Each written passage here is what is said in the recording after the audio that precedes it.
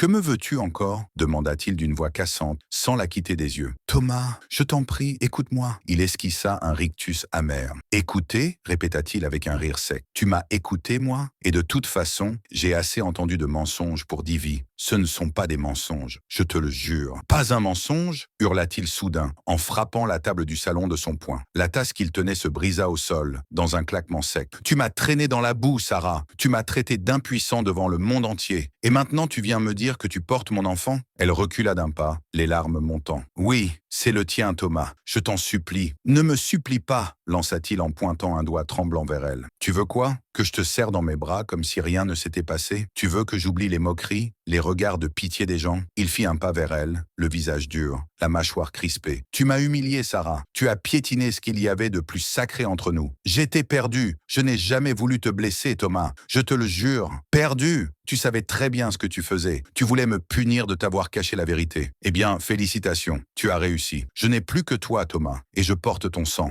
Il détourna le regard, secoua la tête en ricanant amèrement. Ne joue pas cette carte-là. D'ailleurs, je ne crois pas une seconde que cet enfant vient de moi. Tu veux que je te croie? Après tout ce que tu as dit sur moi, je suis prête à tout pour te prouver que c'est ton enfant. Fais un test, je t'en supplie. Et après, si c'est vrai, tu crois que ça changera quoi? Tu crois qu'un simple test peut recoller ce que tu as brisé? Je t'aime, Thomas, murmura-t-elle, la voix tremblante. Il éclata d'un rire amer, sec, presque douloureux. L'amour? Ne prononce plus ce mot devant moi. L'amour, c'est quand on se bat côte à côte, pas quand on s'enfuit au premier choc. J'ai eu peur, Thomas. Trop tard, souffla-t-il, les yeux rougis par la rage contenue. Elle fit un pas vers lui. Regarde-moi dans les yeux et dis-moi que tu ne ressens plus rien. Il la fixe un instant, le souffle court. Ses yeux brillaient d'une colère mêlée de douleur. Ce que je ressens, dit-il lentement, c'est du vide. Elle éclata en sanglots, tomba à genoux. Alors laisse-moi combler ce vide, je t'en supplie. Il la contempla longuement, la mâchoire serrée, puis recula d'un pas. Non, le vide, je vais apprendre à vivre avec. Et sans un mot de plus, il tourna les talons et quitta la pièce, la laissant seule, effondrée, les larmes tombant sur le sol froid.